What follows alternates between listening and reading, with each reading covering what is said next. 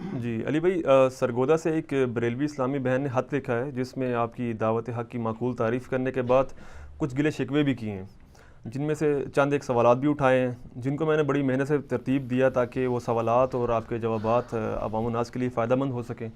تو ان سوالات کو میں اللہ کا نام لے کے شروع کرتا ہوں۔ جی کریں جی شروع۔ جی، سب سے پہلا سوال یہ کہ میں ہر مکتبہ فکر کے اچھے سپیکرز کو شوق سے سنتی ہوں، مثلا ڈاکٹر ذاکر نائک، ڈاکٹر اسرار احمد، ڈاکٹر فرد ہاشمی، ڈاکٹر طاہر القادری، ثاقب رضا مصطفی اور مولانا طارق جمیل، اور آج کل آپ کو بھی سن رہی ہوں۔ تو کیا میرا یہ عمل درست ہے کہ سب کو سنوں؟ جی یہی عمل درست ہے کہ سب کو سننا چاہیے۔ جب تک آپ سب کو نہیں سنیں گے تو کبھی بھی آپ کو سچائی نہیں پتہ چل سکتی۔ اگر ایک قادیانی یہ کہے کہ میں نے پوری زندگی صرف قادیانی مربی اور علماء کو سننا ہے اور میں نے اور کسی کی بات نہیں سننی، اس کو ختم نبوت سمجھ نہیں آ سکتی۔ تو آپ صرف یعنی قادیانیوں تک نہ رہیں، بلکہ جو دوسرے مکاتب فکر کے لوگ ہیں وہ بھی ذرا اپنے آپ کو دیکھیں نا کہ وہ جہاں پہ پیدا ہو گئے انہوں نے کیوں ایزیوم کر لیا ہے کہ ہم جہاں پہ لگے ہیں بالکل ٹھیک لگے ہیں۔ ہو سکتا ہے وہ بھی کسی معاملے میں غلط ہوں۔ تو سارے علماء کو سنیں، لیکن میں اس اسلامی بہن سے ریکویسٹ کروں گا کہ آپ نے جن لوگوں کے نام لیے ہیں نا اور مجھے اس کے ساتھ مینشن کیا، سر زمین اسمان کا فرق ہے۔ میں ان سب کو جو ہے وہ سینکڑوں لیکچرز ان کے اور سال ہر سال سے سن رہا ہوں۔ ہماری ویڈیوز کو اس کے ساتھ آپ ذکر کرتے ہیں، ہمارا دل دکھتا ہے۔ سر ہم جب بات کرتے ہیں نا، ہم قرآن اور حدیث کا ریفرنس کوٹ کرتے ہیں کہ یہ بات قرآن میں لکھی ہے، یہ بخاری میں لکھی ہے، یہ مسلم میں لکھی ہے۔ لیکن جن علماء کے آپ نے نام لیے، میں نام لیے بغیر کہتا ہوں، ان میں سے اکثر لوگ تو کہانیاں ہی کروا کے چلے جاتے ہیں جس کو آپ کاؤنٹر ویریفائی بھی نہیں کر سکتے کہ یہ بات صحیح بھی ہے کہ نہیں۔ اس کے باوجود میں کہتا ہوں ان کو آپ سنا کریں، حالانکہ ان لوگوں میں شاید اتنا حوصلہ نہ ہو کہ وہ یہ کہیں کہ انجینئر صاحب کو سنیں۔ ہمارے اندر یہ حوصلہ ہے کہ ہم کہتے ہیں آپ سب کو سنیں، سب کو سنیں، اور سر اپنی عقل بھی استعمال کریں کہ کون بندہ دلیل کے ساتھ بات کر رہا ہے، کون بندہ بغیر دلیل کے بات کر رہا ہے۔ اور جو بندہ دلیل کے ساتھ بات کرے اس کی بات کو لے لیں، جو بغیر دلیل کے کرے وہ چھوڑ دیں۔ اور سر بات اگر سچی شیطان بھی کرے تو وہ لے سکتے ہیں۔ صحیح بخاری میں 2311 نمبر حدیث ہے نا، شیطان نے انسانی شکل میں آ کے ابو ہریرہ رضی اللہ تعالیٰ عنہ کو آیت الکرسی کا وظیفہ دیا، اور نبی علیہ السلام نے تصدیق کر دی کہ ہے تو جھوٹا تھا، ہے جھوٹا لیکن بات سچی کی ہے اس نے، کہ اگر رات کو آیت الکرسی پڑھ کے کوئی ایک دفعہ سو جائے تو صبح تک ایک فرشتہ اللہ تعالیٰ کی طرف سے اس کی حفاظت کے اوپر مامور ہو جاتا ہے۔ تو سب کو سنیں۔ اور یہ جو آج کل یعنی لوگوں نے فتنہ مچایا نا جی، دیکھنا چاہیے یوٹیوب پہ کون سے علماء حق ہیں ان کو سنیں، جو علماء حق ہیں ان کو نہ سنیں۔ یوٹیوب اتنا پھیل چکا ہے، کچھ سمجھ نہیں آتی کس کو سنیں۔ سر ساری سمجھ آ رہی ہے لوگوں کو، آپ لوگوں کی ٹینشن نہ لیں، لوگوں کو سب پتہ ہے کون بندہ صحیح بات کر رہا ہے اور کون غلط کر رہا ہے۔ لوگوں کو یہ نہ کہیں کہ فلاں کو نہ سنیں، کیونکہ جب آپ یہ کہہ رہے ہوں گے نا فلاں کو نہ سنیں تو آپ تو آٹے میں نمک ہوں گے، دوسری طرف میجورٹی لوگ وہ ہوں گے جو کہیں گے ان کو نہ سنیں۔ یعنی آپ نے کبھی کسی بریلوی عالم کو جو ریناؤنڈ ہو یہ کہتے ہوئے سنا ہے کہ جی ہمیں چاہیے کہ ہم طارق جمیل صاحب کو ذوق و شوق کے ساتھ سنا کریں، بہت علمی گفتگو کرتے ہیں، یہ سنا ہے؟ یا کسی دیوبندی کو کہتے ہوئے سنا ہے، کسی دیوبندی عالم کو کہ جی ہمارا کام یہ ہے کہ ہم ڈاکٹر طاہر القادری صاحب کو ذوق و شوق کے ساتھ سنا کریں؟ یا یہ لوگ اہل حدیث کے بارے میں یہ بات کر دیں، یا اہل حدیث ان کے بارے میں، یا یہ شیعہ کے بارے میں، شیعہ ان کے بارے میں، یہ تو کسی میں حوصلہ نہیں ہے۔ اور یہ رسک تو لیے نہیں جا سکتا، کل کو تو ایک قادیانی بھی کہے گا کہ جی آپ نے تو ہمیں کہا تھا اپنے علاوہ کسی کو نہیں سننا چاہیے، ہم نے آپ کو نہیں سننا، پھر کیا کرو گے؟ منہ اڑ کے بیٹھ جاؤ گے؟ یہ رسک کبھی نہیں لینا۔ آپ سچی بات کریں، ڈنکے کی چوٹ پہ کریں، اور آپ یہ اوپن لائسنس رکھیں کہ سر سب کو سننا ہے، لیکن صرف سنتی ہوں نہیں، ویریفائی بھی کرنا ہے۔ آج کوئی مشکل نہیں ویریفائی کرنا، ہماری ویب سائٹ پہ جائیں ahlsunnatpak.com پہ، ساری حدیث کی کتابیں ڈاؤن لوڈ کریں جو مین سٹریم کی اہل سنت کی کتابیں، اسلام 360 اینڈرائڈ ایپ کر لیں، ایزی قرآن و حدیث سافٹ ویئر کر لیں، کوئی ایک لفظ ڈالیں حدیث سرچ ہو کے آ جائے گی۔ یہ جن کہانی کرانے والے علماء کو آپ لوگ سنتے ہیں نا اور میرا نام اس کے ساتھ لکھتے ہیں، میرا تو دل دکھتا ہے جب آپ میرا نام کسی ایسے مولوی کے ساتھ سن رہے ہوتے ہیں جس نے پیچھے رو میوزک لگایا ہوتا ہے اور آگے سارا جھوٹ بیان کر رہا ہوتا ہے۔ ان لوگوں کا ہمارے ساتھ کیا کمپیریزن بنتا ہے؟ یہ لوگ تو کہانیاں کروا رہے ہیں، ہم تو ہر چیز پوری احتیاط کے ساتھ بیان کرتے ہیں، یہ قرآن میں آیا ہے، یہ بخاری میں ہے، یہ مسلم میں ہے، اور صرف کہہ نہیں جاتے آپ کے علماء کی طرح، آپ کاؤنٹر ویریفائی بھی کر سکتے ہیں، وہ نکلتا بھی ہے۔ اب تو ہم نے اس سے بھی ایک سٹیپ آگے کر دیا ہے کہ جو کریٹیکل احادیث ہیں ان کے JPGs بھی اٹیچ کر دیتے ہیں۔ تو یہ کہانیوں والے مولویوں کے ساتھ ہمارا نام لیں گے تو ہمارا تو دل دکھے گا، لیکن اس کے باوجود ہم کہتے ہیں یہ کہانیاں سنیں خوب، لیکن یہ سنتے سنتے سو نہیں جانا، اے نا لوری لے کے سو جاؤ. اور ہمارے لوگوں کے نزدیک تو کرائٹیریا ہے، کسی نے کوئی بڑی درد بری بات کر دی، آپ کی آنکھوں میں آنسو آ گئے تو کہتے ہیں نہیں بات سچی ہوگی. تو ٹھیک ہے سر، پھر آپ شام غریباں جا کے سنیں، وہاں بھی لوگ رو رہے ہوتے ہیں. تو کہیں گے نہیں. ان کو کہیں ادھر آ کے سنیں، وہ کہیں گے نہیں. ہم کہتے ہیں سب کو سنیں، لیکن یہ بات دیکھیں کہ کس کی بات قرآن و حدیث کے مطابق ہے وہ ایکسیپٹ کر لیں، جس کی بات قرآن و حدیث کے مطابق نہیں اس کو ریجیکٹ کرتے ہیں. سب کو ضرور سنیں، لیکن اس شرط کے ساتھ کہ اس کی بات میں ریفرنس ہو، حوالہ ہو، پھر حوالہ ویریفائی بھی کریں. علماء کے اوپر رکھ کے نہ بیٹھ جائیں. دنیا میں آپ نے بچے کو بھی اسکول میں داخل کرانا نا سر، 50 بندوں سے مشورہ کرتے ہیں. اگر آپ کے پیر صاحب بھی آپ کو کہتے ہیں نا ٹاٹ والے اسکول میں بچے کو کراؤ گے؟ لیکن دین کے معاملے میں وہ جو مرضی کرتا رہے.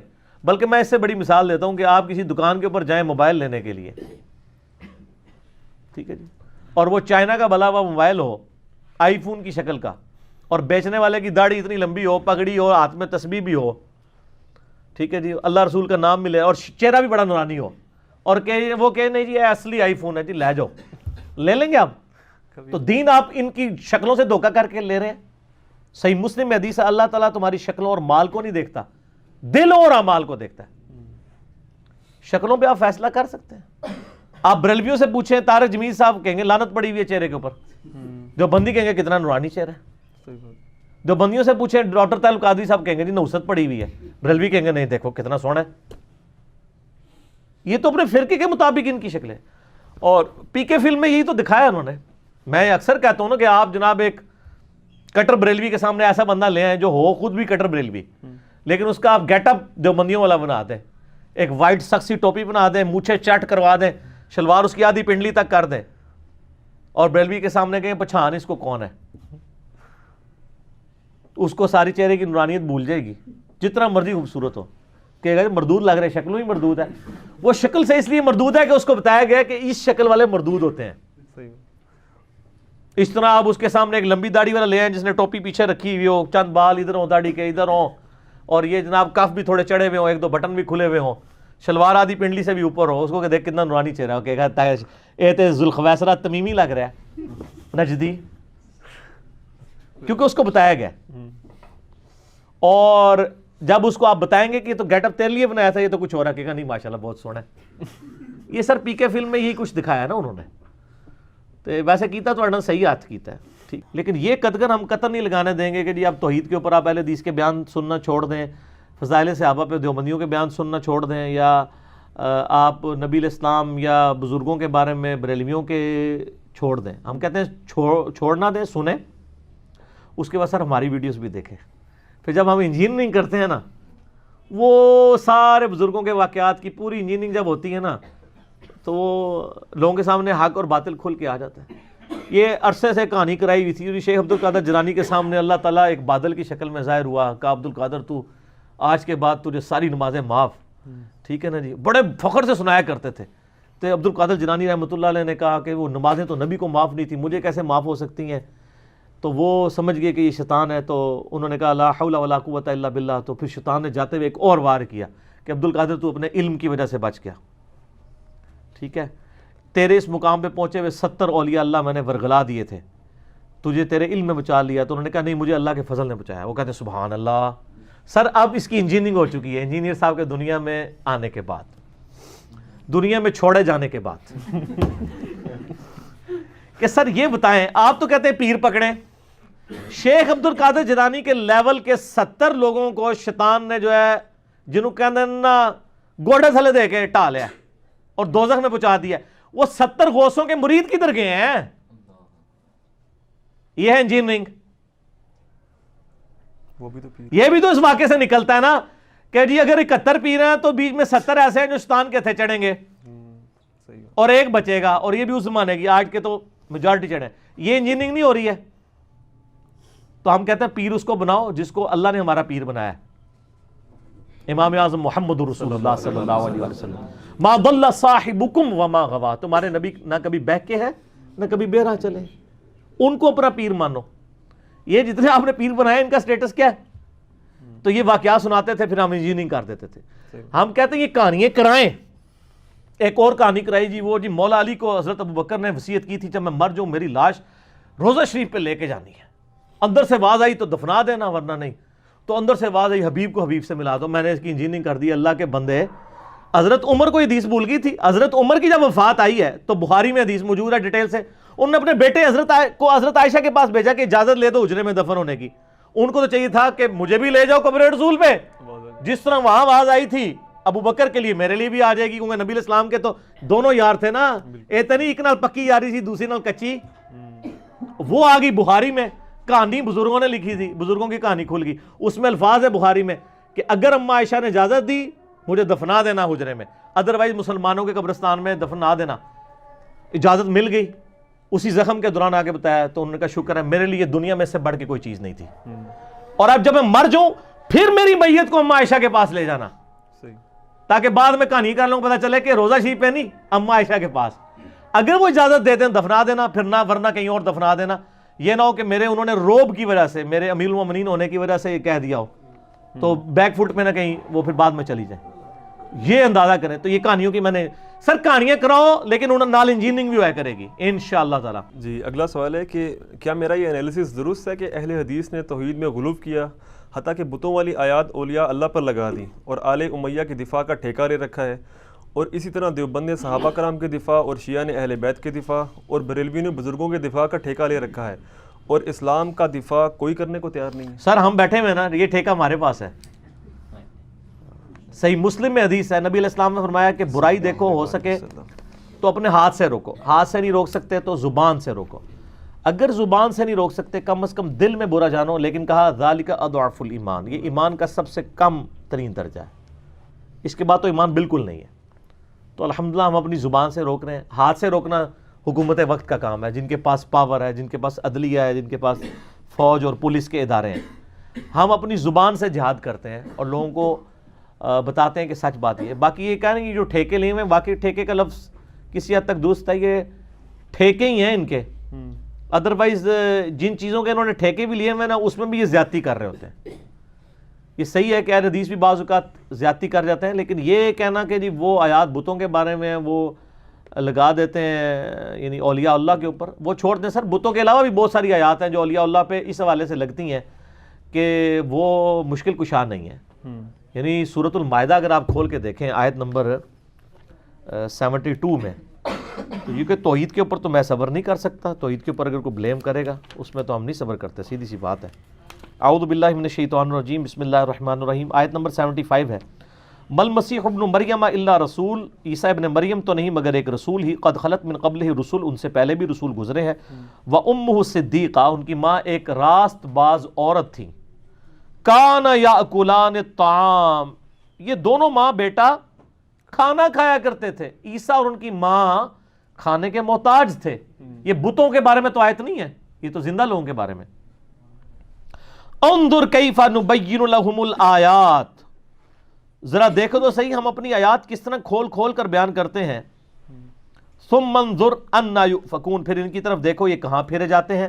قل اتعبدون من دون اللہ، اے نبی علیہ السلام فرما دیجئے تم اللہ کو چھوڑ کر عیسیٰ اور ان کی ماں، ان کو من دون اللہ، یہاں من دون اللہ بت کو نہیں سر، عیسیٰ اور ان کی ماں کو کہا گیا، ان کی عبادت کرتے ہو.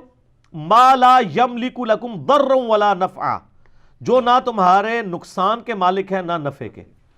یہ کہتے ہیں جی ہم بزرگوں کی عبادت تو نہیں کرتے، ہم تو صرف مدد کے لیے پکارتے ہیں. اللہ نے ذکر عبادت کر کہا کہ وہ نفع نقصان کے مالک بھی نہیں ہے. اس کا مطلب جو نفع نقصان کا مالک نہ ہو نہ اس کی عبادت ہو سکتی ہے نہ اس کو پکار سکتے ہیں مدد کے لیے، کیونکہ ایاک نعبد و ایاک نستعین واللہ هو السمیع العلیم، اللہ ہی ہے جو سننے والا ہے، علم والا ہے. تو وہ قرآن کی آیات جسے فٹ اسے گفٹ. میں نے مسئلہ 154 ریکارڈ کرایا ان کے اس دھوکے کے اوپر، جی یہ تو بتوں کے بارے میں آیات، یہ تو فلانے کے بارے میں آیات. بھئی جسے فٹ ہوں گی آیات وہ گفٹ کر دیں گے. کیا بریلوی حضرات جو آیات پڑھ رہے ہوتے ہیں وہ کافروں کے بارے میں نہیں ہوتی؟ یہ جو آیت ہے قل ان کنتم تحبون اللہ فاتبعونی یحببکم اللہ، جو ہر میلاد کے جلسے میں پڑھی جاتی ہے، یہ تو یہودیوں کے بارے میں. اے نبی سے فرماؤ اگر تم اللہ سے محبت کے دعوے دار ہو پھر میری اتباع کرو، پھر اللہ بھی تم سے محبت کرے گا. تو سر یہ تو آپ اپنی عوام کو سنا رہے ہوتے ہیں، وہاں کوئی کھڑے ہو جائے یہ تو وہ یہودیوں کے بارے میں، تو آپ کیا کہیں گے؟ او یار آیت جس کے بھی مرضی بارے میں ہے، آیت تو یونیورسل ہے، جسے فٹ اسے گفٹ.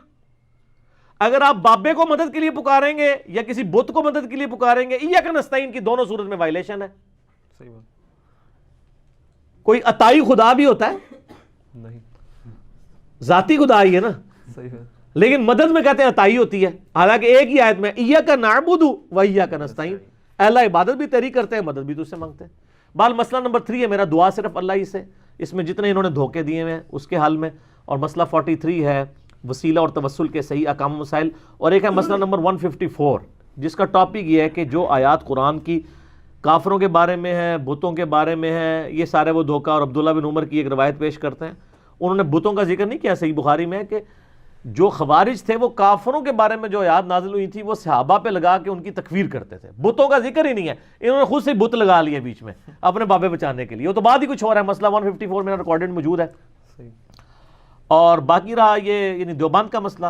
دیوبند کا مسئلہ یعنی یہ ہے کہ وہ اینٹی شیعہ ہیں. انہوں نے یعنی اینٹی شیعت کے اندر اس لیول تک چلے گئے ہیں کہ وہ اب صحابہ کرام کو معصوم کہتے تو نہیں ہیں، لیکن انہوں نے یعنی ترغیب ہی دلائی ہوئی ہے کہ وہ معصوم ہی ہے. اور وہ کہتے ہیں ان کی غلطی کا بیان جو ہے وہ حرام ہے. اور یہ یعنی وہ اس طرح کی باتیں یعنی صحابہ کرام علیہم رضوان کے بارے میں غلو کر کے یعنی ایون نبی علیہ السلام کی بھی توہین کر جاتے ہیں. کیونکہ اگر نبی صلی اللہ علیہ وسلم نے کسی کی غلطی ہائی لائٹ کر دی، اب اس غلطی کو کوئی اور بندہ ہائی لائٹ کرتا ہے تو وہ اسی لیے کیا. یہ تو اسی طریقے سے جیسے بریلوی کہتے ہیں کہ اللہ اپنے نبی کو کہہ سکتا ہے کہ بشر ہے، آپ نہیں کہہ سکتے، گستاخی ہے. تو سر صحابہ کی عظمت بڑی ہے کیا نبی علیہ السلام کی؟ تو پھر آپ کیوں قل انما انا بشر مثلکم پڑھتے ہیں؟ وہ کہتے ہیں قرآن میں تھوڑی آیات ہیں وما ارسلناک الا رحمۃ للعالمین، یہ پڑھیں. انا ارسلناک شاہدا ومبشرا ونذیرا، یہ پڑھیں. تو انہوں موڑ چڑ کے ایک ہی آیت پتہ ہے قل انما انا بشر مثلکم، تو آپ کیا کہتے ہیں؟ آپ کہتے ہیں ہم یہ اس لیے پڑھتے ہیں کہ آپ کا عقیدہ صحیح کرنا ہے. تو سر ہم نے بھی آپ کو یہ بات بتانی ہے کہ بھئی صحیح بخاری میں حدیث ہے انٹرنیشنل نمبر کے مطابق 2812 عمار کو ایک باغی جماعت قتل کرے گی، عمار ان کو اللہ کی طرف بلائے گا، وہ جماعت دوزخ کی طرف بلائے گی. نبی علیہ السلام نے ویریفائی کر دیا ہے کہ مولا علی رضی اللہ تعالیٰ عنہ علیہ السلام کی خلافت حق پہ ہوگی، ان کے مخالفین باطل پہ ہوں گے. یہ خبر تو ہمارے نبی علیہ السلام نے ہمیں دی ہے. اب نبی علیہ السلام کی خبر ہم بیان کرتے ہیں، آپ کہتے ہیں یہ حرام ہے، صحابہ کی توہین ہو رہی ہے. تو یہ توہین پھر کون کر کے گیا؟ نبی علیہ السلام پہ فتویٰ جائے گا نا جی.